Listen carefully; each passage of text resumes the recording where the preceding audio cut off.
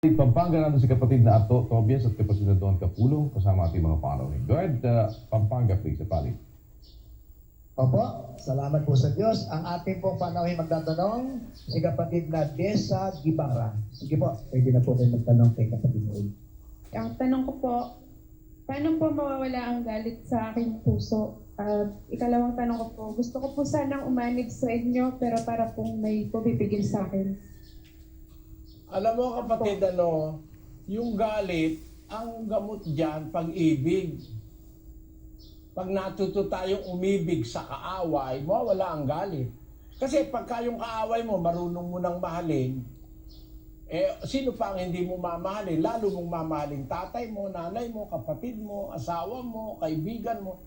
Kasi kaaway mo, alam mo nang mahalin .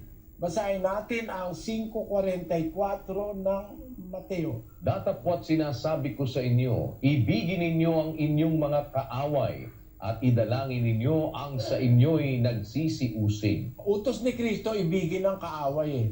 Kaya inutos yon para matuto kang umibig, mawala ang galit mo. Kasi unang-una ang tao galit sa kanyang kaaway. Yung hindi niya kapareho ng gusto, hindi niya kapareho ng isip, hindi niya kapareho ng paniniwala, kaaway niya, ibig sabihin kakontra niya. Galit siya ron. Para mawala ang galit sa tao, ang gamot, yung antidote ng galit ay pag-ibig.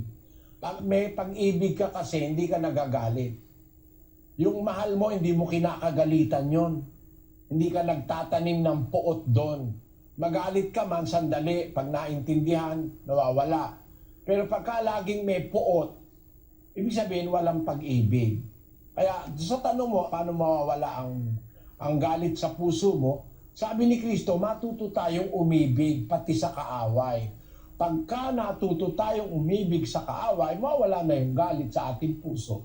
Basahin natin ang Efeso, Kapitulo 4, versikulo 30. At huwag ninyong pighatiin ang Espiritu Santo ng Diyos na sa Kanya kayo'y tinatakan hanggang sa kaarawan ng pagkatubos. Ang lahat ng kapaitan at kagalitan at pagkakaalit at kadaldalan at panglilibak ay mga alis nawa sa inyo, pati ng lahat ng masasamang akala.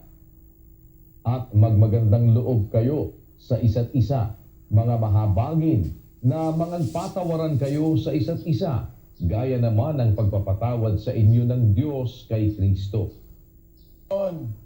Para maalis yung mga yon, sabi ng Diyos, lahat ng kapaitan, kagalitan, pagkaalit, kadaldalan, panlilibak, maalis nawa sa inyo, pati ang masasamang akala, at maging mahabagin kayo, magmagandang loob kayo sa isa't isa, magpatawaran kayo. Ibig sabihin talagang mag-iibigan tayo, magiging magandang loob, maaalis ngayon yung mga galit, kapuotan, masamang akala, etc. etc. Yun ang sagot dun sa una mong tanong. Ngayon sabi mo, gusto mo namang umanib pero parang may pumipigil sa iyo, kapatid. Alam mo, dalawa lang naman ang kapangyarihan . Kapangyarihan ng Diyos at kapangyarihan ni Satanas. Siyempre, mas mataas ang kapangyarihan ng Diyos dahil makapangyarihan siya sa lahat. Kung sasama ka sa Diyos, papanig ka sa Diyos, matatalo mo si Satanas. 4:7 ng Santiago. Pasakop nga kayo sa Diyos, datapwat magsisalangsang kayo sa Diablo at tatakas siya sa inyo. Ngayon, ang nakakapigil ang demonyo . Demonyo lang naman ang nakakapigil sa tao para gumawa ng kabutihan o para sumunod sa Diyos . Pero kung magpapasakop ka sa Diyos ka sasama, you will choose the side of God. Makapangyarihan ng Diyos para malabanan mo ang Diablo, yung pumipigil sa'yo, para makalapit ka sa Diyos. Ulitin natin nga, kapatid na Daniel. Pasakop nga kayo sa Diyos, datapwat magsisalangsang kayo sa Diablo at tatakas siya sa inyo. Magsilapit kayo sa Diyos at siya'y lalapit sa inyo. Mangaglinis kayo ng inyong mga kamay, kayong mga makasalanan, at dalisayin ninyo ang inyong mga puso, kayong mga may dalawang akala. Pagka nagpasakop ka sa Diyos, tatakas ang demonyo, sa Diablo, makalalapit ka na sa Diyos. Wala ka ng problema. Isin mo yung galit mo, alam mo, ang sinisira mo yung sarili mo.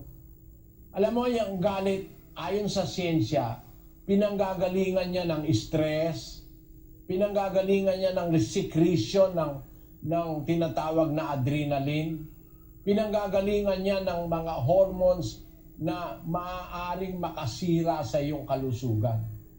Ang taong laging may galit, napakalapit sa sakit. Yun ang masasabi ko sa iyo, kapatid. Salamat po. Salamat po at